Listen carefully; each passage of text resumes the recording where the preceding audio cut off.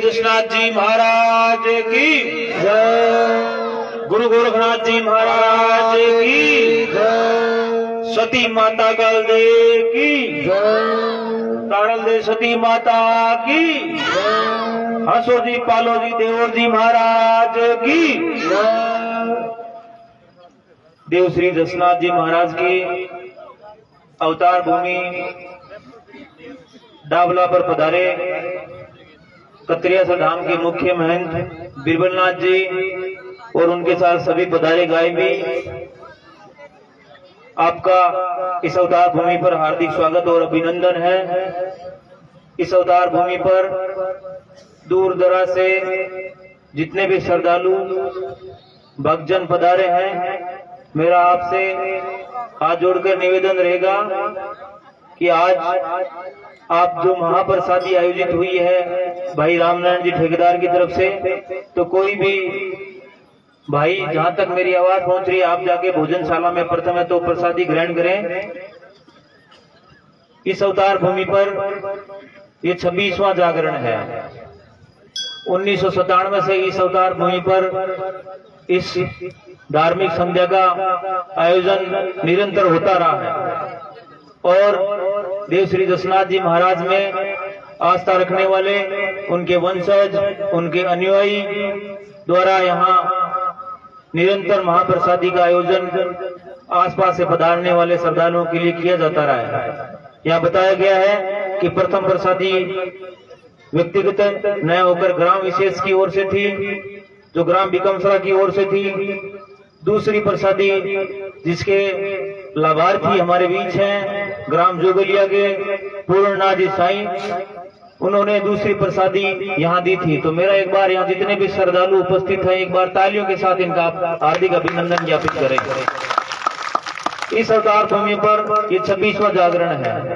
यहाँ जो भी भक्तजन श्रद्धालु पधारा है, कोई भी मन्नत उसकी है तो उसकी जरूर पूर्ण होगी। यहाँ विक्रम संवत 1539 में देव श्री दशनाथ जी महाराज ने यहाँ हम सबके कल्याण और मोक्ष प्राप्ति पर ले जाने के लिए ही अवतार लिया था। इस मरु प्रदेश में चारों ओर जब धार्मिक कट्टरता, अंधविश्वास, कर्मकांडी व्यवस्थाएं आमजन में यहाँ व्याप्त हो गई थी, तो हम सबके कल्याण के लिए देव श्री दशनाथ जी महाराज ने यहाँ अवतार लिया।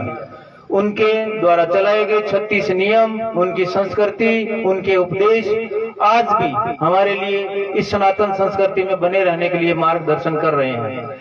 चाहे पर्यावरण की बात हो, पर्यावरण के लिए दशनाथ जी का एक शब्द में उनका उच्चारण आता है कि जू बरज में गोविंद रचियो, जू सरोवर में नाव, धीरे जरात मानवी जाल जठे दशनाथ। दशनाथ जी महाराज ने स्वयं एक सूखी लकड़ी रोपित करके जाल वृक्ष लगाया था। तो हम सभी दशनाथ जी के मानने वाले अनुयायी ये प्रण लेके जाएं कि अपने जीवन काल में एक जाल का वृक्ष आने वाली पीढ़ियों को जरूर सुपुर्द करके जाएं, क्योंकि उसका लाभ ना केवल 10, 20, 30 साल के लिए मिलता है, अपितु जाल का वृक्ष अगले 500 साल तक इसका लाभ आने वाली पीढ़ियों को मिलेगा।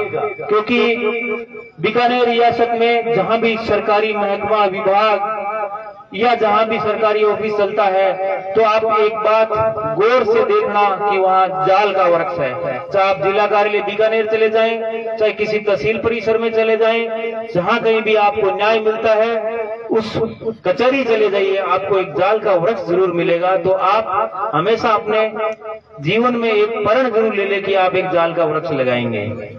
और महंत बिरबलनाथ जी आपके द्वारा जो सांस्कृतिक संचालन, जो नियम संस्कृति हम सबके काव्य के रूप में आप सहज कर रख रहे हैं और उसका मौखिक उच्चारण करके हम सबको उससे लाभान्वित कर रहे हैं, तो मेरा आपसे भी निवेदन रहेगा कि आप भी ग्राम कतरियासर हो चाहे किसी अन्य महंतगण से संपर्क करके किसी अन्य स्थान पर आप एक कैंप का आयोजन करें और इस संस्कृति से आप हम सबको लाभान्वित करें। क्योंकि मौखिक परंपरा है, मौखिक परंपरा सीखने में तो साधारणता लगती है, पर जब वो लिखित रूप में होगी तो हम ज्यादा और लाभान्वित होंगे। देव श्री दशनाथ जी महाराज ने जहाँ पर्यावरण में हम सबको उपदेश दिए, उसी प्रकार उन्हें स्वच्छता के लिए नित्य दूध, नीर, पानी छान कर रखीजिए। पर्यावरण के संबंध में दिया। अहिंसा के क्षेत्र में सदैव उन्होंने हमेशा जीव जंतुओं की किसी प्रकार हिंसा न करने के लिए हमें उपदेशित किया। उनके 36 नियम आज भी हमारे लिए जो कल्याण स्वरूप हैं, आप उनको जो मायड़ भाषा में 36 नियम दिए हैं, आप उनका सदैव अनुसरण करें। आपको किसी प्रकार के वेद ग्रंथ उसको मानने की बजाय आप 36 नियमों का पालन कर ले, आपको भगवान मोक्ष की ओर लेके जाएंगे। आप उनका अनुसरण करें। या जितने भी दूर दराज से भक्तजन श्रद्धालु पधारे हैं, आपका इस अवतार भूमि पर स्वागत है। आप प्रसादी जरूर लेके जाएं। और इस डाबला भूमि पर जो जनप्रतिनिधि और यहाँ प्रत्यक्ष और अप्रत्यक्ष रूप से जिन्होंने सदैव सहयोग किया है, इस अवतार भूमि पर आने वाले सदैव आपके लिए दुआएं मांगेंगे।